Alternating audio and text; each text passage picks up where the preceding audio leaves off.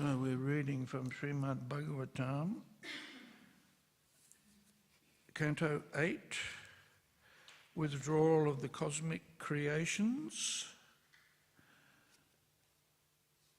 Chapter 7, Lord Shiva saves the universe. What's the text number that you've got up there? 30. Okay.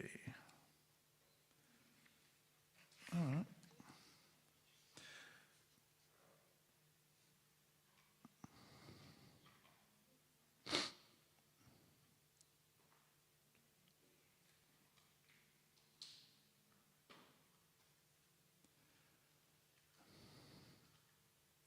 Chayatvadarmor Mishuyar Vishargo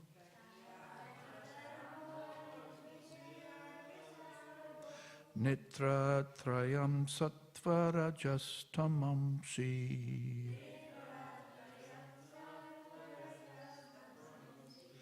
Sankyatmana Shastra Kritas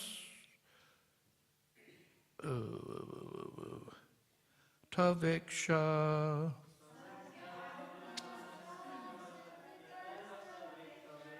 Chanda Mayo Deva Rishi Puranaha.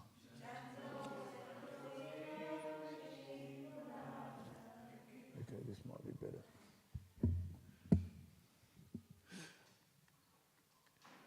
There we go, bit of full light, and if I get up close I can read it.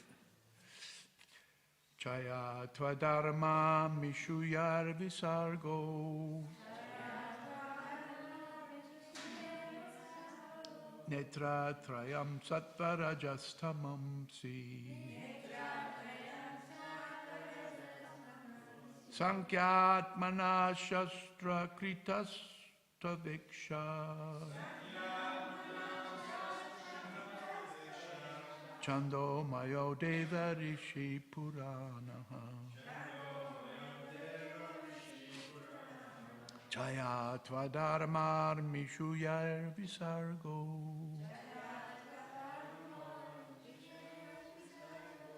Netra Trayam Satvarajastamamsi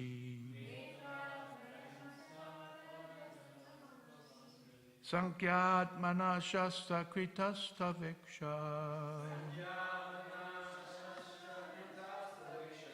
Chando Mayo Deva Rishi Puranaha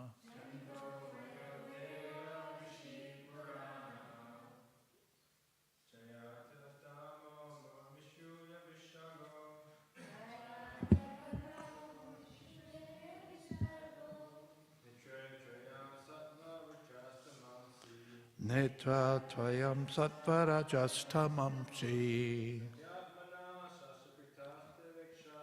Sankyatmana Shastra Kritas Taveksha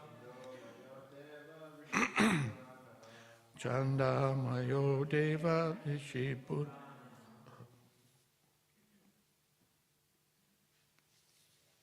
Ladies?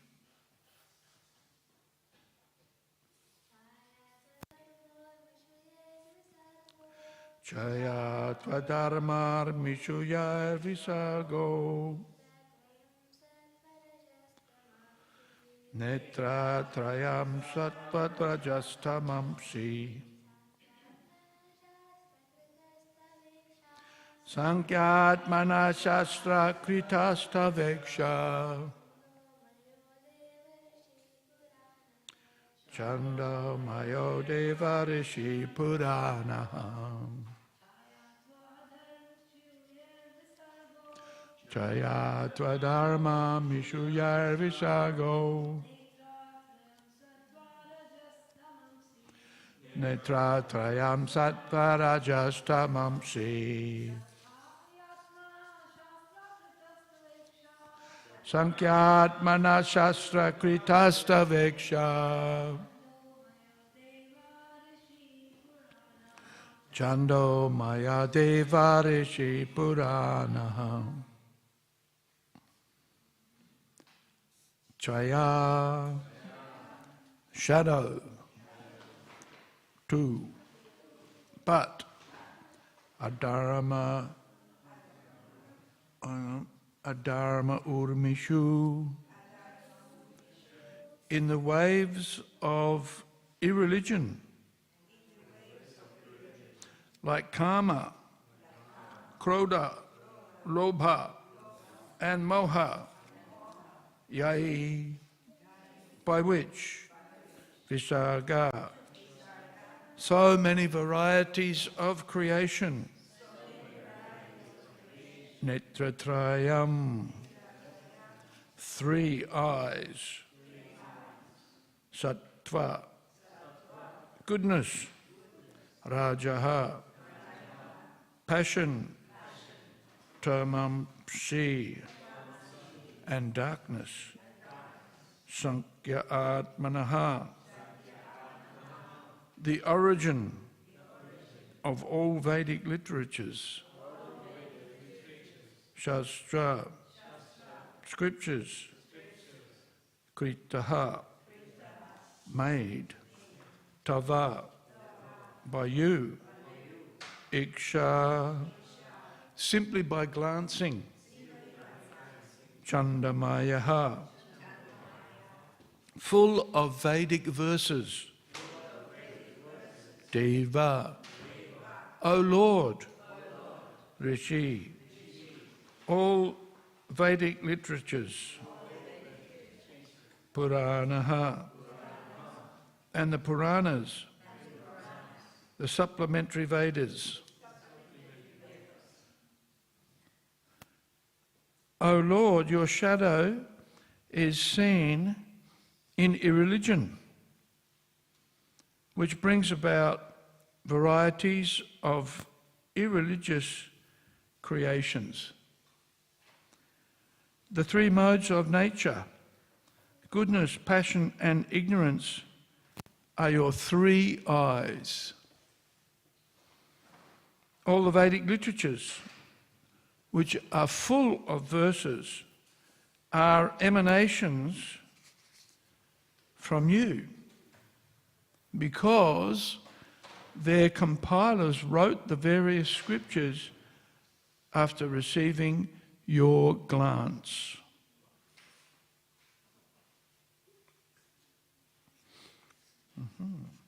Okay, so next verse.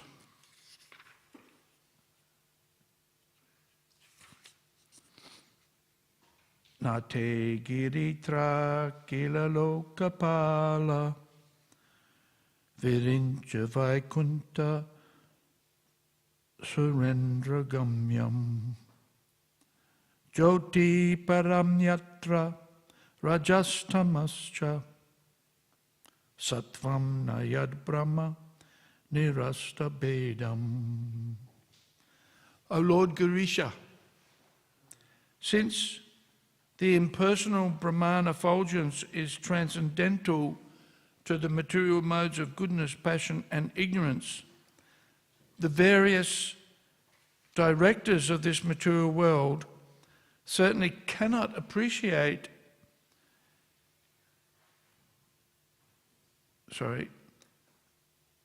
the various directors of this material world certainly cannot appreciate it or even know where it is. It is not understandable even to Lord Brahma, Lord Vishnu, or the King of Heaven, Mahendra.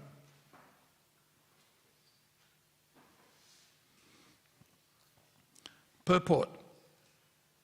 The Brahma Jyoti is actually the effulgence of the Supreme Personality of Godhead, as stated in Brahma Samhita 540.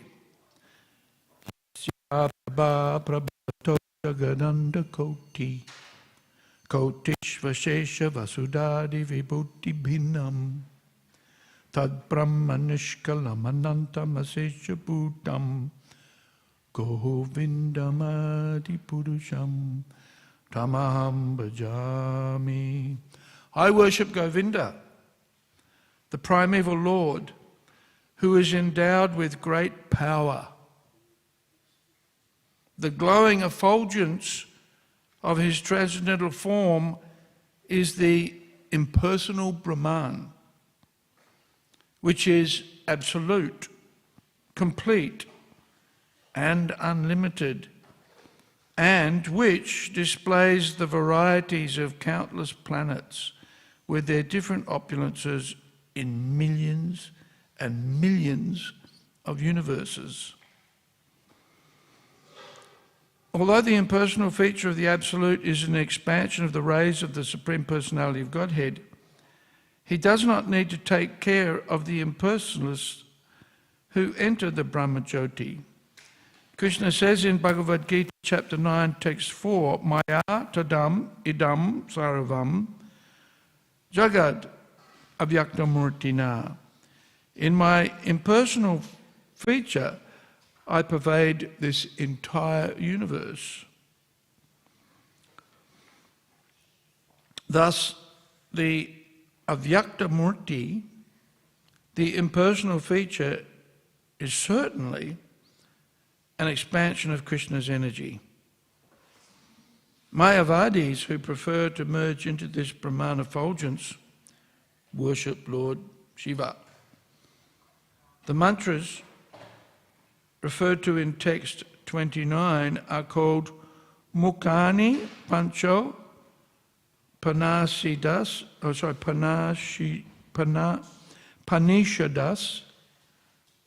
Tavesha. Mayavadis take all these mantras seriously in worshipping Lord Shiva. These mantras are as follows.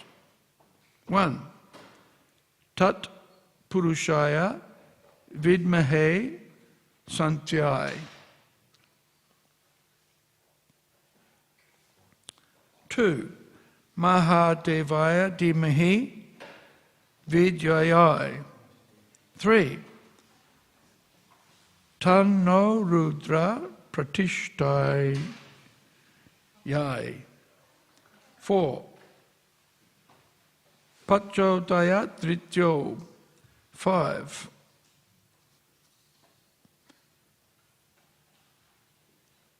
Agorebhyas Tama. 6. Ata Gorebhyo Moha. And there's ellipsis, ellipsis after this, which means there's more to the mantra. But Prabhupada hasn't, it's not included. The rest of the mantra is not included. And so there's a long list of mantras here.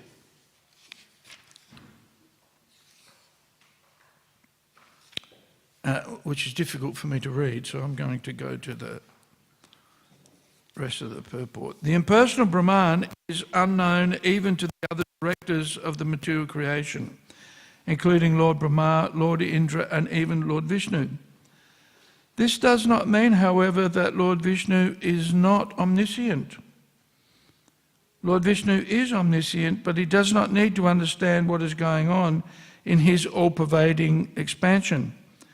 Therefore, in Bhagavad Gita, the Lord says that although everything is an expansion of him, Maya tatam idam sarvam, he does not need to take care of everything, na chaham teshvavastitaha, since there are various directors like Lord Brahma, Lord Shiva, and Indra.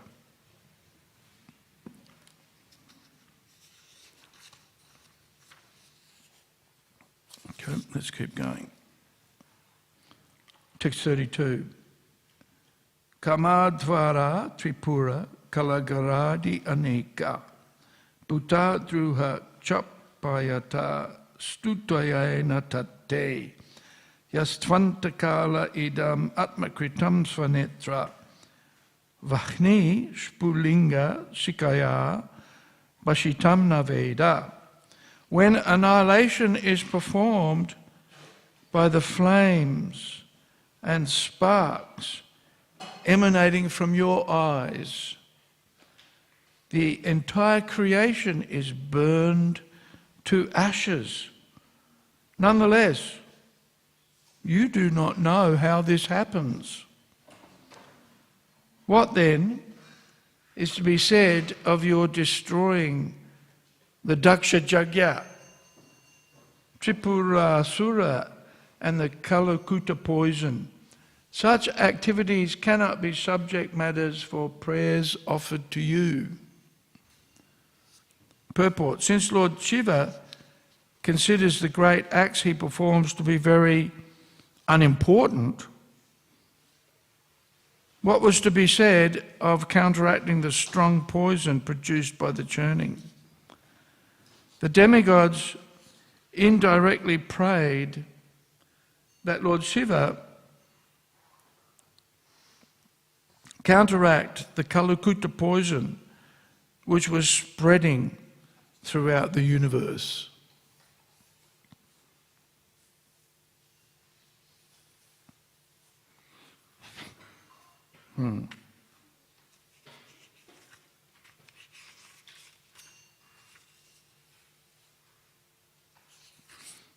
Okay, let's keep going.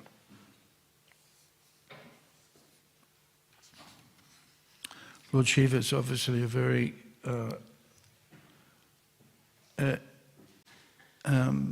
enigmatic personality, difficult to understand.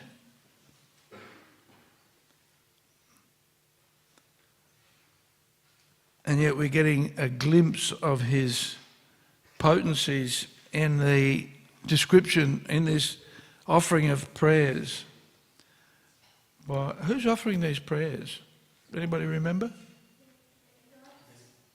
Sorry? The demigods. Yeah.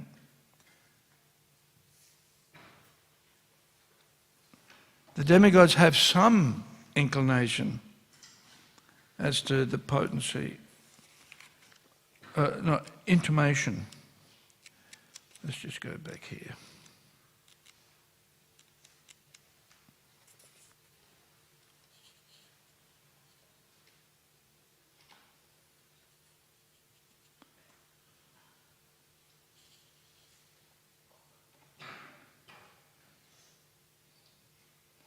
It's the Prajapatis. It's not the demigods, actually. It's the Prajapatis who are actually offering these prayers. It's not the demigods. Although, are the demigods considered to be some of the Prajapatis demigods? Gopa? Yeah? Okay.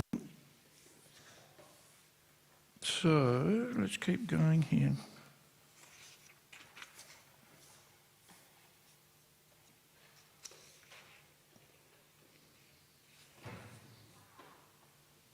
Here we go. I think we'll get up to text 33.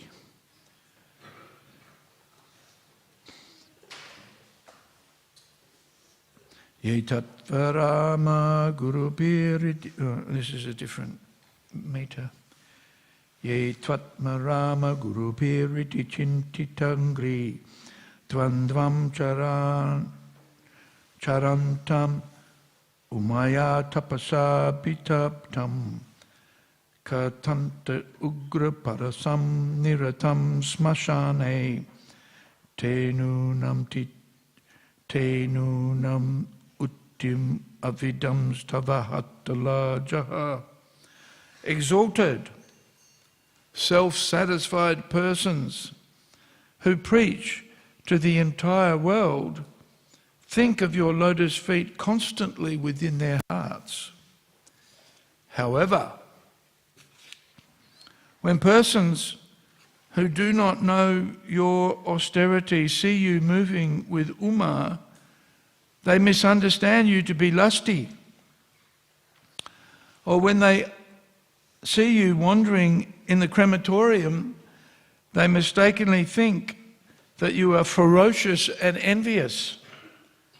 Certainly they are shameless. They cannot understand your activities. Any wonder? Difficult to understand Lord Shiva. Purport. Lord Shiva is the topmost Vaishnava. Vaishnavanam yata sambhuhu. It is therefore said, Vaishnavera kriya mudra Vigye na bhujaya. Even the most intelligent person cannot understand what a Vaishnava like Lord Shiva is doing or how he is acting. Those who are conquered by lusty desires and anger cannot estimate the glories of Lord Shiva, whose position is always transcendental. In all the activities associated with lusty desires, Lord Shiva is an implement of Atmarama.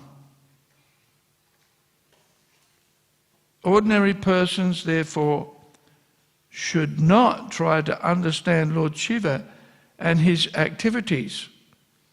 One who tries to criticize the activities of Lord Shiva is shameless.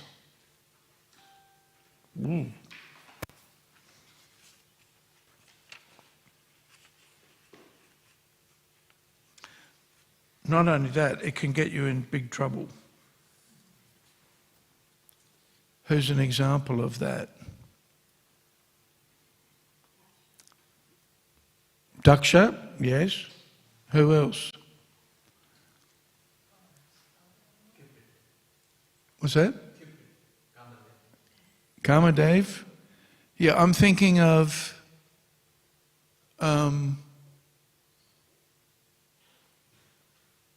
who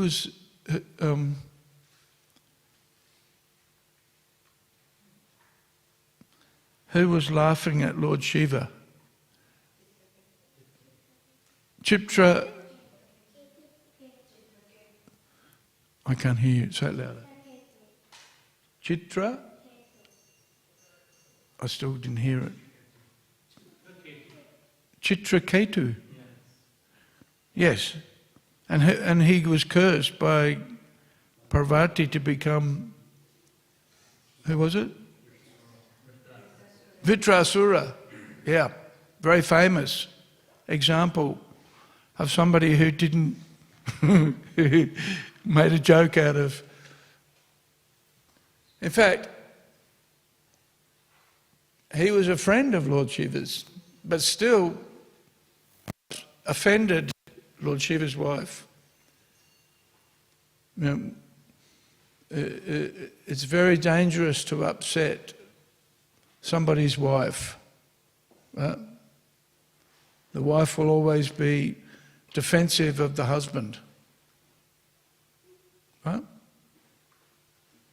If the husband is a good husband, right? The wife will be defensive of the husband. So here's a good example. Let's read on, shall we? Very interesting here. Maybe we could finish here.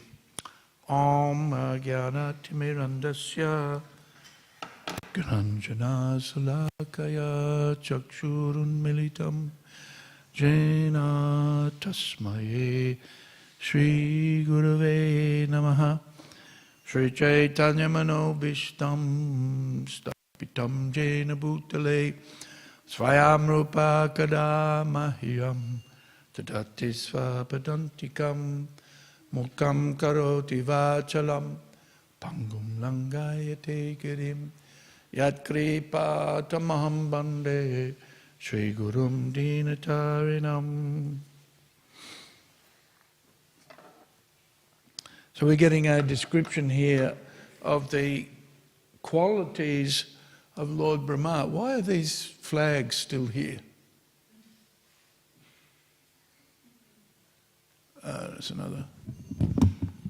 That's a question for another day. But really, they should have been taken down. You know, principle is festival over, break down, right? Beginning of the festival, set up. end of festival, breakdown.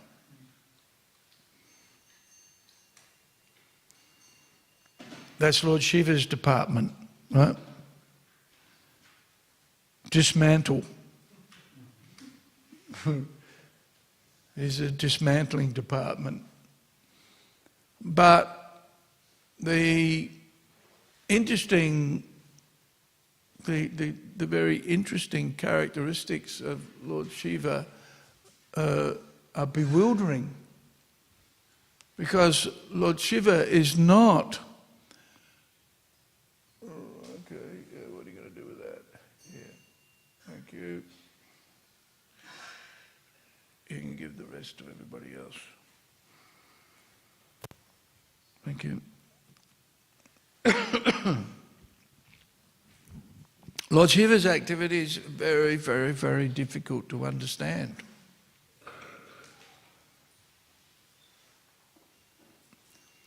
But Prabhupada's making the point here, and the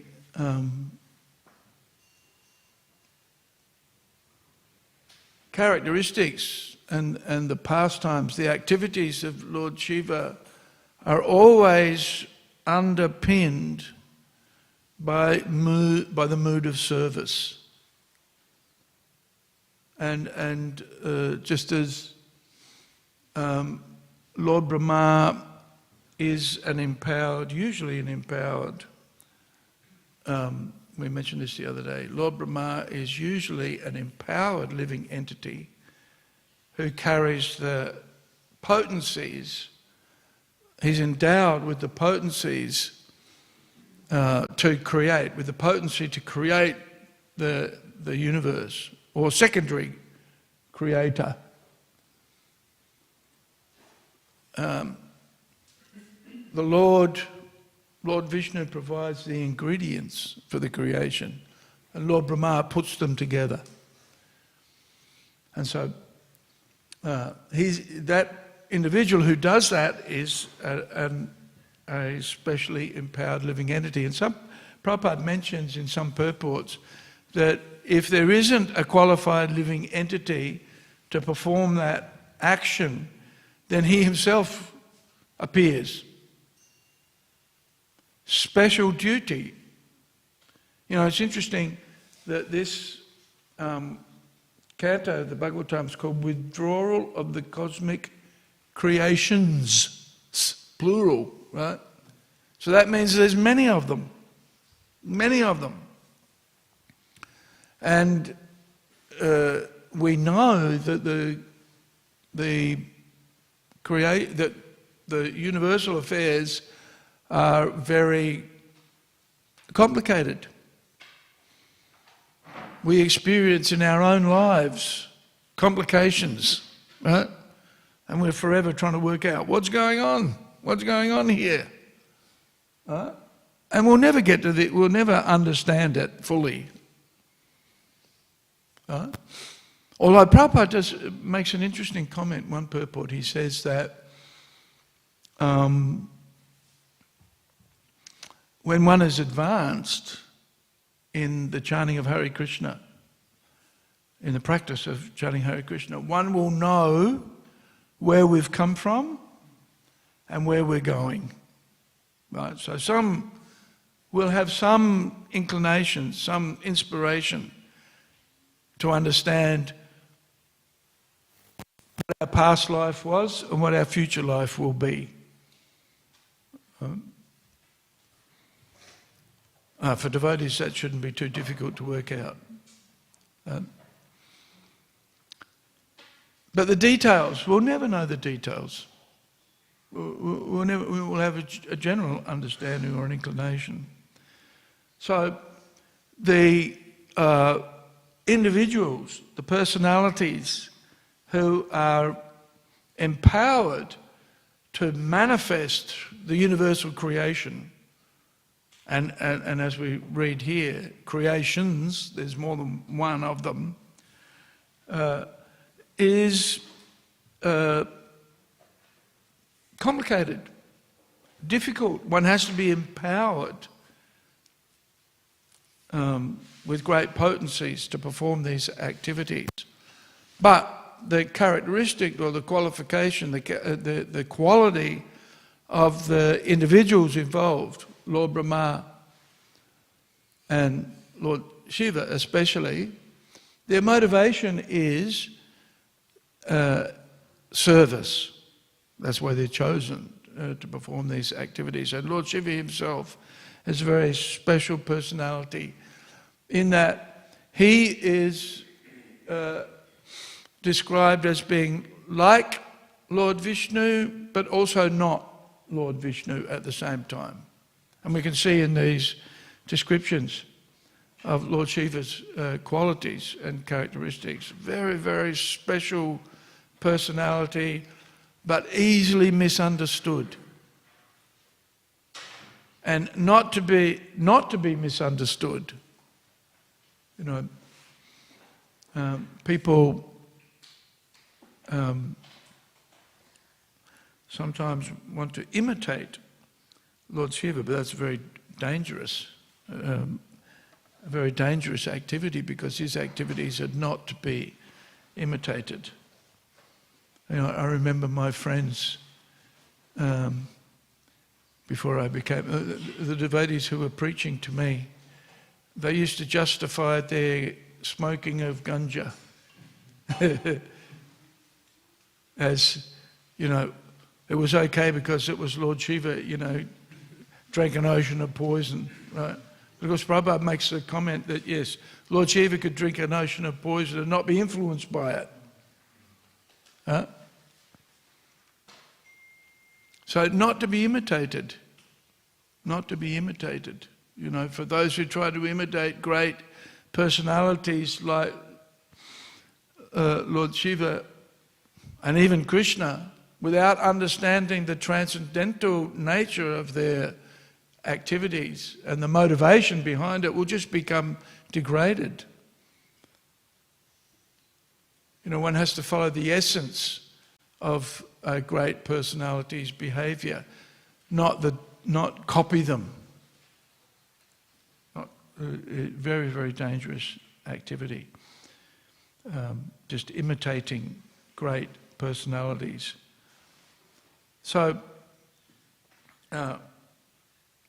we're seeing here the Prajapatis are appreciating the qualities and the characteristics of Lord Shiva, but the person, Lord Shiva, is enigmatic, very difficult to understand. And so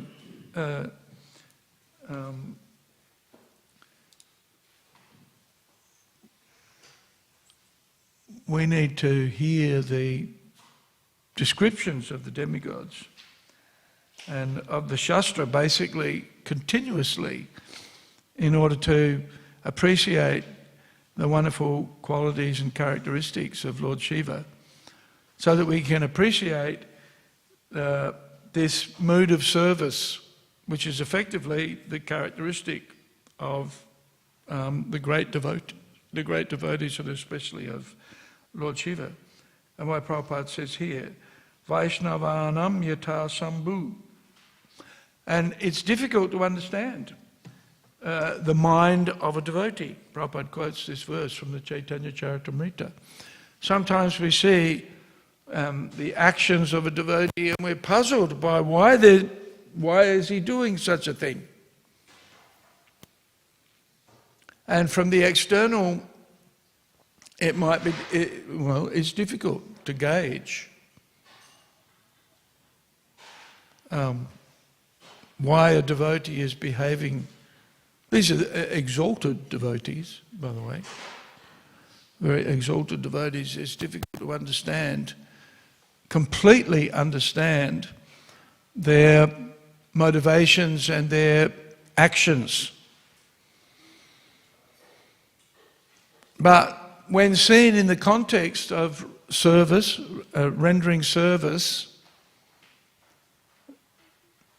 we can appreciate that the basis of their action is that of pleasing Lord Vishnu.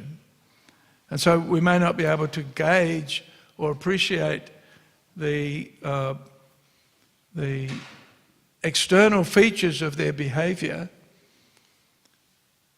without a deeper understanding of what their motivation is and why they behave in the way that they do.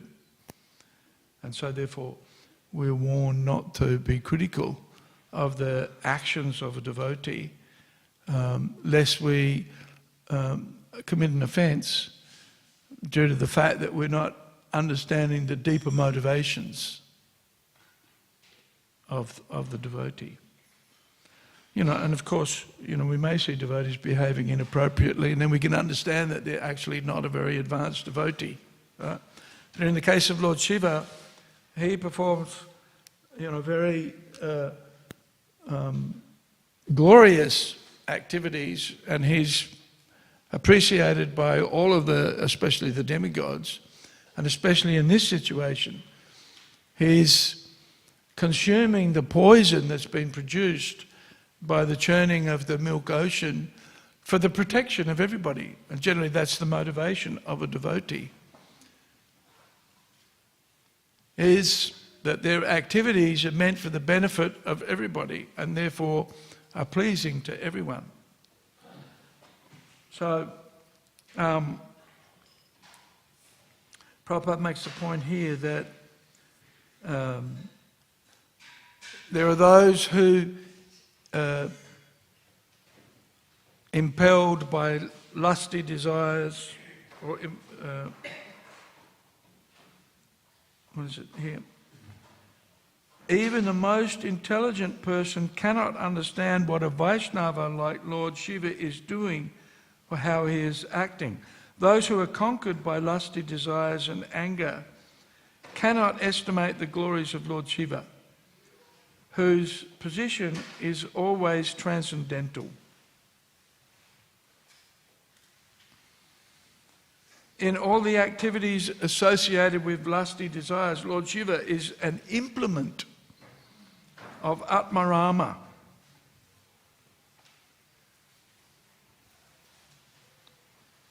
There's an interesting sentence. An implement of Atmarama. What does that mean? If you're an implement of something, what does that mean? Lord Shiva is an implement of Atmarama. Hang on, one at a time. A vehicle, yeah. Yeah, that's a good one. Yes, manifestation of Atmarama. A vehicle of Atmarama. Self-satisfaction.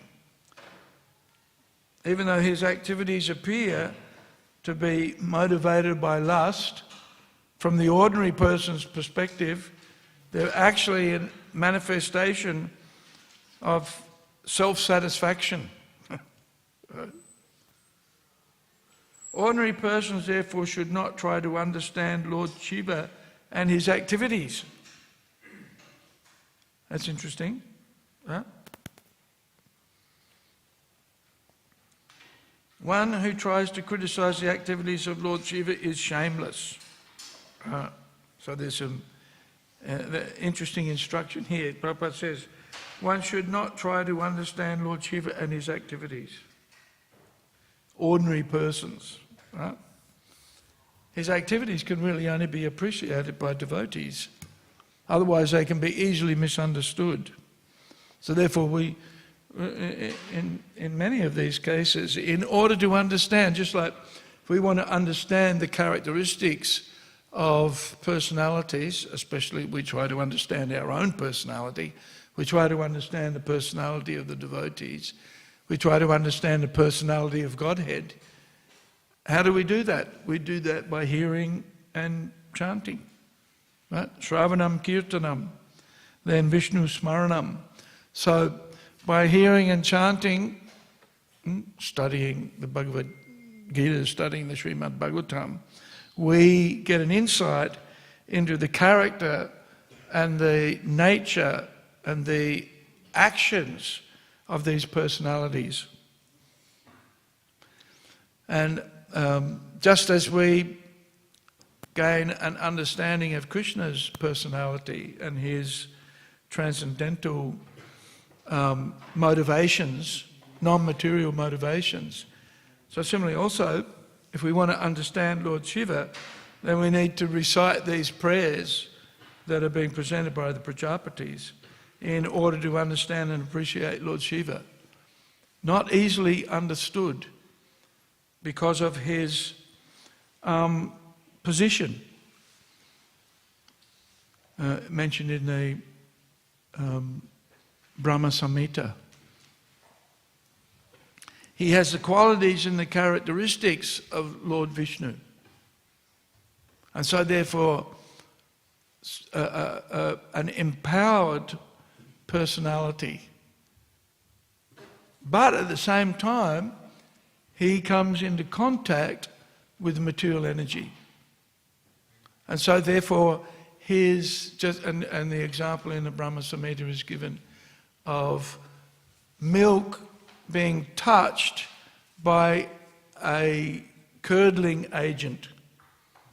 And so just as yogurt is milk, right, yet at the same time it's not milk because of that touch of the souring agent that converts milk into yogurt. So we can say yogurt is milk, but at the same time it's not. So similarly also, Lord Shiva is Lord Vishnu, but at the same time he's not, and therefore he's a very special person, very special personality. He has his own abode between the material world and the spiritual world, right? And a very exalted, special place above the material world, but not completely detached from it like we find in Vaikuntha. So very special, Lord Shiva, very special personality, not easily understood, but we can understand him just as we can understand Krishna by the hearing and chanting process, the study of the Bhagavad Gita and the Bhagavatam. So similarly also, by hearing these various characteristics of Lord Shiva, we can get an inkling or an insight into his personality and the uniqueness of his position and the uniqueness of his role, which is ultimately to dismantle, not the only role, but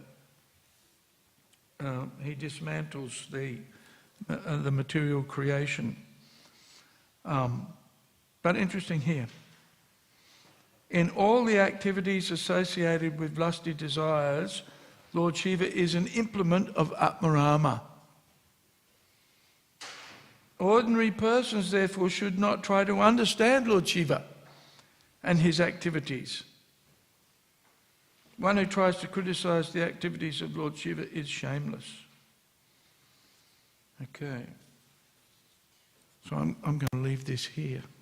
I'm not qualified to speak about Lord Shiva that much, to be honest. Anybody have any realizations on this topic they'd like to share?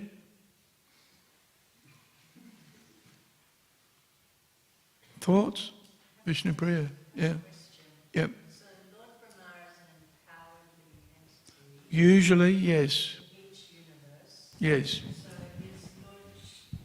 is Lord Shiva, he's the same personality and he just expands himself into other universes, or? Good question. My understanding is that actually he's a universal principle. Lord Shiva is a universal principle. Yet, we see in the Bhagavatam, in some instances, there are, he's called, Rudra, right? That's the name for Lord Shiva. And there are expansions of Rudras. How many, Gopa? How many expansions of... 11? Yeah, 11 expansions of Rudras, right? So Lord Shiva's character and his expansions are a subject of study that, you know, you'd have to go into to find out all the details of. And so, but as I understand it, from my limited study of the Bhagavatam, Lord Shiva is a principle, a personality who's manifest, you know, throughout all of the various creations, right? And that's a standard feature of each universe, is there's a Brahma, you know, Lord Vishnu also manifests, right? And then Lord Shiva also manifests. But we can understand the uniqueness of his personality and the potency endowed within him, and how elevated and exalted he is, because he's so much like Lord Vishnu in the potencies that he has, right? So I think my answer to that question is yes. Yes. Same person. But again, manifest in many forms, which is why he's like Lord Vishnu, but not at the same time. What do you think, Gopa? Yeah. Very powerful. Lord Shiva is very, very powerful. Very merciful. Yeah, and merciful. Is it the third canto of the Bhagavatam? It's described how, you know, the bhutas, the ghosts and the hobgoblins and whatever, they're encouraged and inspired to worship Lord Shiva, and as a result, because he's an exalted devotee and is always engaged in service by worshipping Lord Shiva, those who worship him are benefited, right? Yeah. In recognizing his special, you know, his mercy actually, and his compassion for others. And we're seeing that here with the consumption of the poison, and for which he's glorified, and which is what's happening now in the pages of the Bhagavatam. Thoughts? Anybody? I was trying to understand, correlate what you mentioned about. Thank you, Mate. I was trying to correlate what you mentioned about Lord Shiva as a universal principle, yeah, based on the function that he performs. He performs for the creation purpose. He said that Krishna, he doesn't touch the material energy, but because of the creation purpose, for the creation purpose, Lord Shiva, Krishna, Mahavishnu expands, give the form of Sadashiva, that to make contact with the material energy, otherwise creation doesn't take place. So in that way, it's Vishnu. Lord Shiva is a form of Vishnu for the creation purpose. I just said milk and yogurt. It's described in the Chaitanya Charitamrita, in the Adi Leela. The nature of, and Advaita-Acharya is a personification of Mahavishnu, and the glance of Mahavishnu over the material energy, which is described as the form of Shambhu. That's the contact. And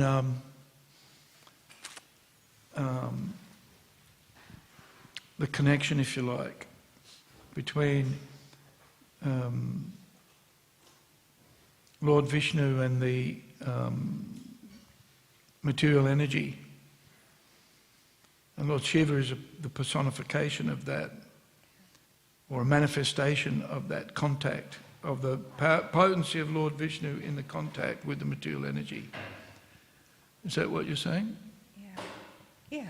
Yeah, yes. Gopa, any thoughts? Okay. I think we should finish here. Contra Śrīmad Bhāgavatam ki jai, Śrīla Prabhupada ki jai, Gaura Bhaktivedanta ki jai, Hare Krishna.